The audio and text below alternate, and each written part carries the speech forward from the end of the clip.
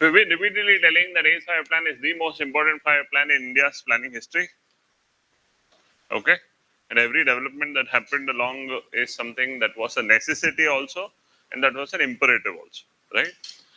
India decided to be a largely socialist economy, larger control of the government. In that sense, from independence till 1990s, we were a structure where we were a largely closed economy.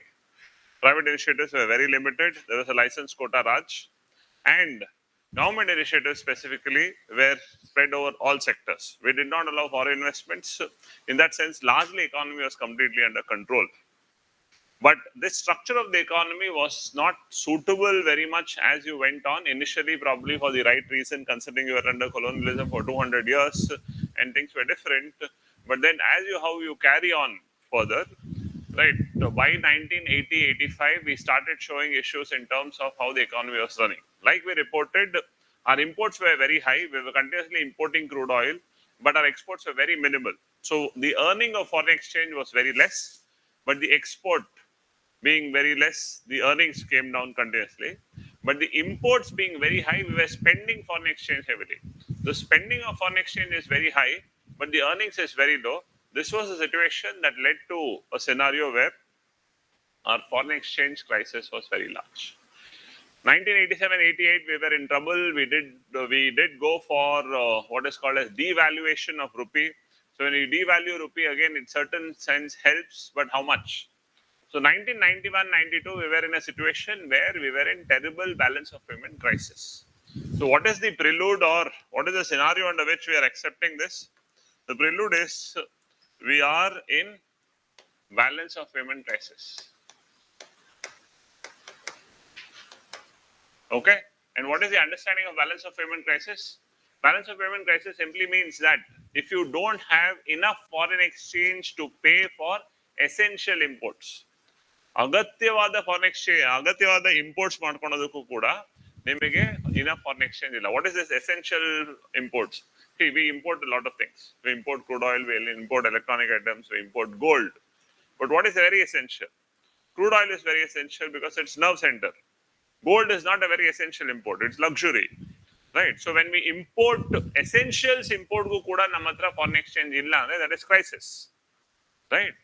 Now, country ದಿವಾಳಿ ಹೇಳ್ತಾ ಇದೆ, complete ಹಾಳಾಗಿದೆ ಅನ್ನೋದು ಯಾವಾಗ ನಮ್ಮ ಸಾಲಗಳನ್ನು ತೀರ್ಸಕ್ಕಾಗದೇ ಇರೋ position ಇದ್ದು, ಇಂಟ್ರೆಸ್ಟ್ ಪೇಮೆಂಟ್ ಮಾಡಕ್ಕಾಗದೆ, ಸಾಲನು ತೀರ್ಸಕ್ಕಾಗದಿರ ಒಂಥರ ಡೆಟ್ ಟ್ರ್ಯಾಪ್ ಅಲ್ಲಿ ಸಿಕ್ಕಾಕೊಂಡಿದೀವಿ ಅನ್ನೋದಾದ್ರೆ then that is a very bad situation, like what Sri Lanka ended up, like what Pakistan is in. Right? So they are in a very terrible situation where ಅವರು ಸಾಲ ಕಂಟಿನ್ಯೂಸ್ ಆಗಿ ಸಾಲ ಮಾಡ್ತಾನೆ ಇದ್ದಾರೆ, ಬಟ್ ಆ ಸಾಲ ತೀರ್ಸೋ ಪೊಸಿಷನ್ಲೂ ಇಲ್ಲ, ಅದಕ್ಕೆ ಇಂಟ್ರೆಸ್ಟ್ ಕಟ್ಟೋ ಪೊಸಿಷನ್ಲೂ ಇಲ್ಲ. That is a very terrible situation. But on the other side, when you look at this idea, this is a situation where we are looking at how economy grows on what perspective economy improves upon. Right? That's the line that we are changing the consideration as such. Are we clear? All of us? So, improvising where the economy is, on what basis the economy goes through, that's the line in which we have to see. So, balance of payment crisis was terribly affecting the country. So, this was enough signal that India had to change the structure of the economy. Right? So given that the situation that we ended up in, we went in for structural reforms. So we say this is a structural adjustment program. What is the meaning of a structural adjustment program? The existing structure of the economy is going through a change. Meaning what? We till now are a largely closed economy. We have a strong control of the government. There is a license quota permit Raj. They are not allowing foreign investments. Private investments are restricted to few sectors. From this, we are now opening up the economy. We are opening up the economy where the government controls are now liberalized. We are ready to privatize some sectors. So there is liberalization, there is privatization under the larger philosophy of globalization. Right? So the structural adjustment program is leading to what is called as LPG reforms. What is LPG reforms? Liberalization, privatization and globalization. Udarikaranna, Kasagikarana, Jagatikarana antivi. Okay? Now, Liberalization and privatization are implementation mechanisms where government liberalizes its controls. ಎಲ್ಲನೂ ನಾನೇ ಮಾಡ್ತೀನಿ, ಎಲ್ಲ ನಾನು ಹೇಳ್ದಂಗೆ ನಡಿಬೇಕು ಅಂತ control ಇಟ್ಕೊಂಡಿದ್ದ government ಈಗ it is liberalizing, right? It is giving up some controls, it is making it free. Privatizing, when there are everything done by the government, so there are a large number of public sector corporations that are established. Now you are privatizing some. Why? I will not do everything, I will do only a few things. Now the rest let the private sector do. You are privatizing. The larger philosophy is what? Globalization. That you are not treating a country to be one silo. Instead, you are now integrating the economy with the global economy. You are allowing foreign investments in both direct and indirect form, by which there will be a lot of money that will come in into India as investments. That will create situation. Right. I sent a link yesterday where there is a guest lecture that is happening yesterday, and I had sent it to your group. Right. Now, this is what is called the Chanakya University's the distinguished lecture series. And there are some very good lecture series, and we have association with Chanakya University and Yuvaka Sangha, by which we get invitations of that sort. Okay. So whenever we send, please try to attend. It is very close by metro connectivity there. Jayanagar metro station, the RV Road metro station, about 100 meters walkable distance there, right? Yesterday's lecture series specifically was by Sanjeev Sanyal. Sanjeev Sanyal is presently Economic Advisory Council of Prime Minister. He is a member, right? Earlier he was Chief Economic Advisor to the Finance Minister. He was caught in traffic, so just before he came, Mohandas Pai was also there. Mohandas Pai addressed for about 20-25 minutes, and then Sanjeev Sanyal took over. The initial part of Mohandas Pai's address was a very strong address where he was criticizing the previous government, the present government, the way things are done. What is it? He had his opinion on guarantee schemes and why it is wrong, how it should be remodeled, and all other things he was trying to pick up. Right. So the idea that was put forward is, he said he lived in an era where there was a very strong control rush. ನೀವು ಒಂದು computer purchase ಮಾಡಬೇಕಾಗಿತ್ತು ಅಂತಂದ್ರೆ ಆ ಟೈಮಲ್ಲಿ ಇಂಡಿಯಾದಲ್ಲಿ manufacture ಆಗದೆ ಇರೋ reason ಇಂದ ರೈಟ್, ಒಂದು ಕಂಪ್ಯೂಟರ್ ಪರ್ಚೇಸ್ ಮಾಡೋದಕ್ಕೆ ಅದ್ರ ಕಾಸ್ಟ್ ಎಷ್ಟಿದೆಯೋ ಅದ್ರ 125% ಅಷ್ಟು ಡ್ಯೂಟಿ ಕಟ್ಟಬೇಕಾಗಿತ್ತು. ರೈಟ್, ಒಂದು ಟೆಲಿಫೋನ್ ಕನೆಕ್ಷನ್ಗೆ I remember that also, that ನಾವು ಒಂದು ಟೆಲಿಫೋನ್ ಕನೆಕ್ಷನ್ ಅಪ್ಲೈ ಮಾಡಿದೀವಿ ಅಂತಂದ್ರೆ minimum 6 months 1 year waiting period ಇರುತ್ತೆ. ರೈಟ್, ಅದಾದ್ಮೇಲೆ ಟೆಲಿಫೋನ್ ಬರ್ತಾ ಇತ್ತು. So many such strong controls were there, right? And if you look at the entire economy, in terms of telecom, there is only one BSNL. In terms of airline, there was only one Air India or Indian Airlines. Okay. In terms of leather industry, there was only one government leather industry, considering the state specific idea.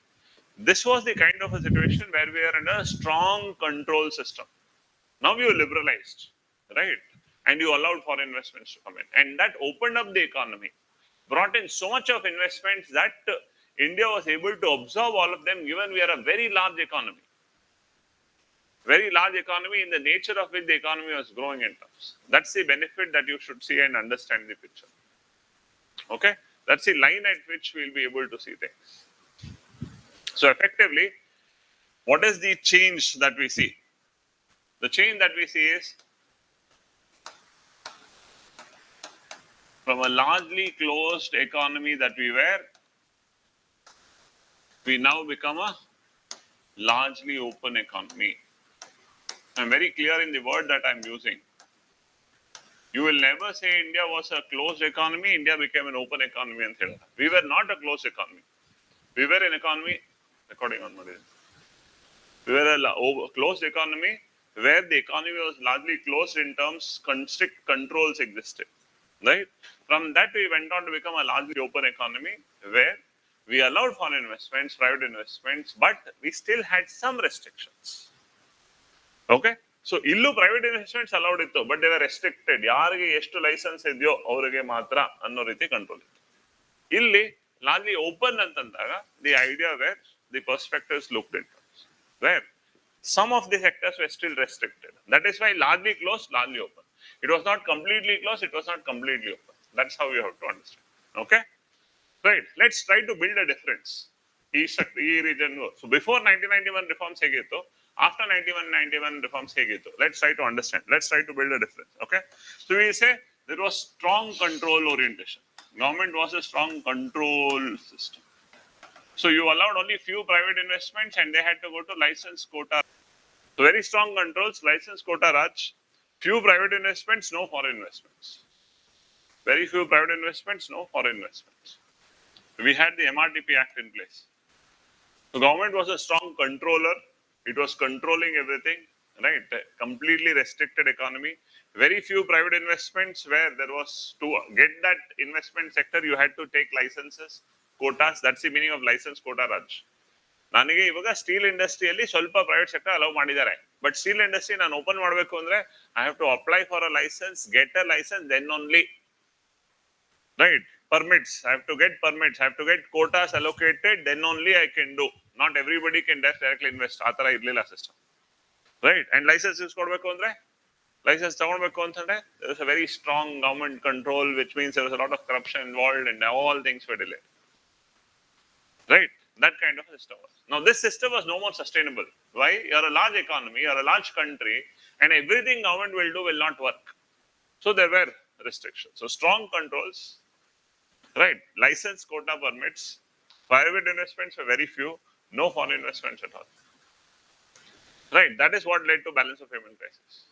Now you opened up the economy, you accepted liberalization, privatization, globalization. Now what did the government do? Right now, the government is no more controller. Now, the government is a facilitator. Government is a catalyst. Right? It is attracting more and more private investments. It allows more private and foreign investments. So, more private investment and it's allowed foreign investments also. Right? So, effectively, we moved from what do we call a red tape system to a red carpet system. So, ಇಲ್ಲಿ ಎಲ್ಲಕ್ಕೂನು ಕೂಡ control ಇಲ್ಲ ಬರಂಗಿಲ್ಲ. So, red tape. From red tape to red carpet. Red carpet is open welcome to everybody. You are encouraging competition. You are encouraging competition. So very strong controls, license quota permit Raj, few private investments, no foreign investments from MRTP Act. From there, we are now a facilitator, a catalyst, attracts more private investments, allow foreign investments, red carpet system, right? Competition orientation. Right? What does this result in? All that results in increase speed, increase quality of service, decrease delay, and decrease cost. Right? Imagine a system where government is doing road construction, government is building hospitals, government is building schools, government is building airports, government is building ports. ಎಲ್ಲಾನು government ಮಾಡಬೇಕು ಅಂತ. Is it literally possible? Right? And now it is possible. Will government engineers and government people go and do? No. What will government do? Government will announce, government will give contracts to certain people and they will go and build. The government is supposed to give money, government is supposed to fund everything, government is supposed to monitor everything. So everything government is doing. ಅವಾಗ ಅವ್ರು ಏನ್ ಮಾಡ್ತಾರೆ ಅವರು ಯಾರ್ಯಾರಿಗೆ ಎಲ್ಲೆಲ್ಲಿ ದುಡ್ಡು ಕೊಡ್ಬೇಕು ಎಷ್ಟೆಷ್ಟು ಕೊಡ್ಬೇಕು ಕೊಟ್ಬಿಟ್ಟು ಅವ್ರು ಎಷ್ಟು ಉಳಿಸ್ಬೇಕು ಸಬ್ಸ್ಟ್ಯಾಂಡರ್ಡ್ ವರ್ಕ್ ಮಾಡ್ತಾರೆ ರೈಟ್ 2 ವರ್ಷದಲ್ಲಿ ಮುಗಿಯೋದು 6 ವರ್ಷಕ್ಕೆ ಮುಗಿಯೋದು in this way time and cost overruns delays now what why should government build airports why should government build ports right you are supposed to do something which is restricted to your area so there's a reinvention in the role and process and the size of the government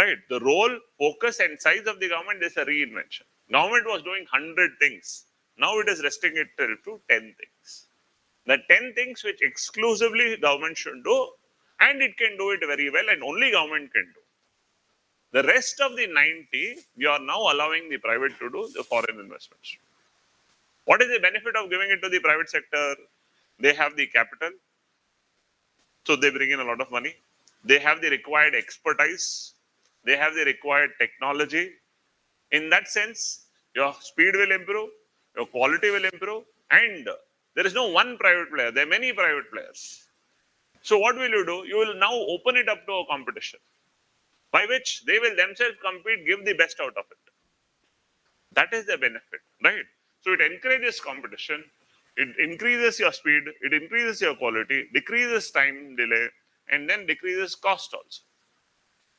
automatically people are benefited burden on the government is reduced government ಎಲ್ಲ ಖರ್ಚು ಮಾಡಬೇಕು ಇಲ್ಲ ಖರ್ಚು ಇವ್ರು ಮಾಡ್ತಾರೆ right ಸುಮ್ಮನೆ ಖರ್ಚು ಮಾಡ್ತಾರಾ ಸರ್ ಇಲ್ಲ they will definitely look at profit allow them what's wrong right now if you have to build a airport will government people 10 people 20 people build the airport no they will recruit a large number of people they will give employment they are creating infrastructure All that the government needs to do is identify a land, acquire that land, give it to them.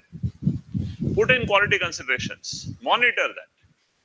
Burden of the government of doing everything has come down. Responsibility of the government has increased.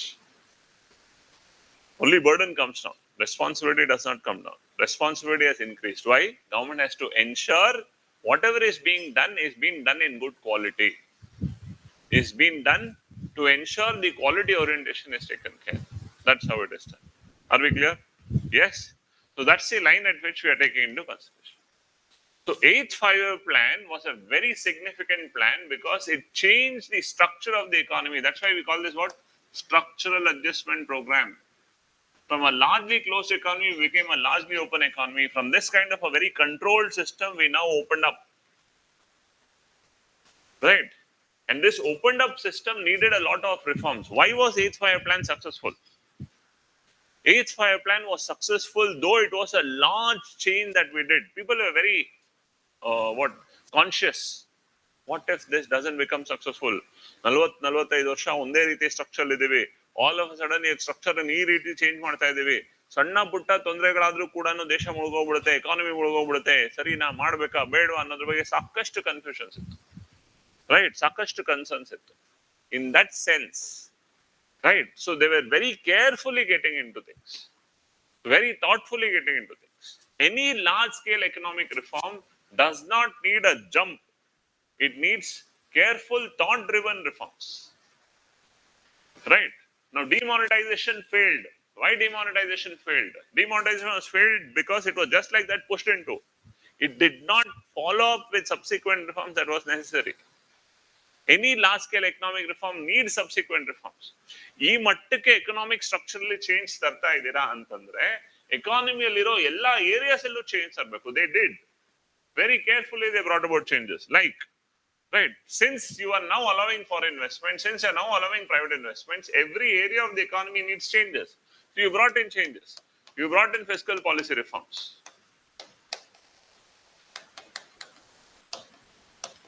Right, you brought monetary policy reforms. You brought taxation reforms. You brought in currency reforms. You also brought in banking reforms.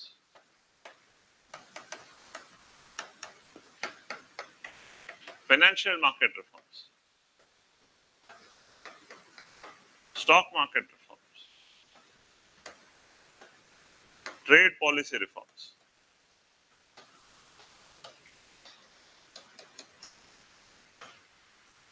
Industrial policy reforms.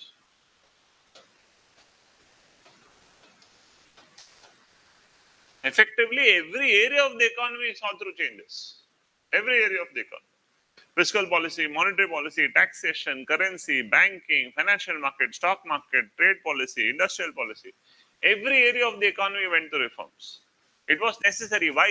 Now the economy had to readjust to the new system.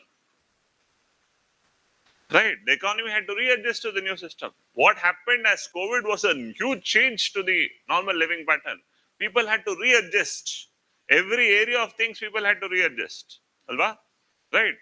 Till then you did not see many things. So all of a sudden you saw many things coming up. ಅದೇ ರೀತಿಯಲ್ಲಿ when the economy structure 40-45 ವರ್ಷಗಳಿಗೆ set ಆದಂತ ಒಂದು structure ನ ನೀವು change ಮಾಡಕ್ ಹೊರಟಿದ್ದೀರಾ ಅಂತಂದ್ರೆ ಪ್ರತಿಯೊಂದು area of the economy had to go through change and that was implemented. So fiscal policy, monetary policy, taxation, currency, banking, financial market, stock market, trade policy, industrial policy, every area of the economy went through reforms. Right, and it was a very, very carefully implemented reform. Necessary, right? That's how you brought in the overall picture. Since you were bringing all these reforms subsequently and worked effectively, that's why the economy also took it very nicely. India had a very smooth transition from, right, the previous structure to the current structure. That smooth transition benefited the economy to work effectively. That's the nature at which we worked on. Clear? The idea with which we worked on. So eighth 5 plan was very, very successful. Government ಒಳಗಡೆನೆ ಸಾಕಷ್ಟು ಭಯ ಇತ್ತು, right? We have seen a prime minister who is a non-Gandhi family prime minister, right? P. V. Narasimha Rao as prime minister is somebody who is trying to take everybody along. ಏನಾದ್ರೂ ಸ್ವಲ್ಪ ಎಡವಟ್ ಆಯ್ತು ಅಂತಂದ್ರೆ ಮತ್ತೆ ಯಾವತ್ತು power ಬರ್ದೇ ಇರೋ ರೀತಿ ಕಾಂಗ್ರೆಸ್ ಮುಳುಗೋಗ್ಬಿಡುತ್ತೆ, ಹೀಗೆ ಹಾಗೆ ಅನ್ನೋ ರೀತಿಯಲ್ಲಿ ಸಾಕಷ್ಟು ಒದ್ದಾಟಾಯ್ತು. Right, in 2 phases they implemented the reforms. First phase reforms implement agittu, second phase reforms implement ಮಾಡಬೇಕು, right? We had Prime Minister P. V. Narasimha Rao, Finance Minister was somebody who was handpicked. He was not a politician, Manmohan Singh. And then we had Commerce Minister Chidambaram. We had Rangarajan as Reserve Bank Governor. So all right people were there at right places. And they were all put into and how to do things. On that basis, things got taken. Right? So Rangarajan called up Finance Minister and shall I go ahead? Finance Minister Manmohan Singh called up the Prime Minister and said, shall we go ahead? Prime Minister at once said, go ahead. Then Manmohan Singh called up Rangarajan and said, go ahead. So Rangarajan goes ahead with the announcement. He has left his office. Now there is a lot of pressure that builds up. So P. V. Narasimha Rao says, can we stay for 2 more days? Manmohan Singh says, no. Right? ಈ ಮಟ್ಟಕ್ಕೆ discussions ನಡೆಯುತ್ತೆ every sector. Right? There's a book written by Jairam Ramesh because he was officer on special duty to P. V. Narasimha Rao and how these things were changing across at that point of time. That's where all of this is documented. So eighth 5 plan na ತುಂಬಾನೇ careful ಆಗಿ ತುಂಬಾನೇ ಭಯಪಟ್ಟು implement ಮಾಡೋದು. That's why things went very smooth, very effective. India had a large benefit. Right? You attracted so much of investment. Why? We are a very large economy, very large market that needed reforms of such nature. That's how we implemented it. Are we clear? All of us? That's the line at which you will have to think through.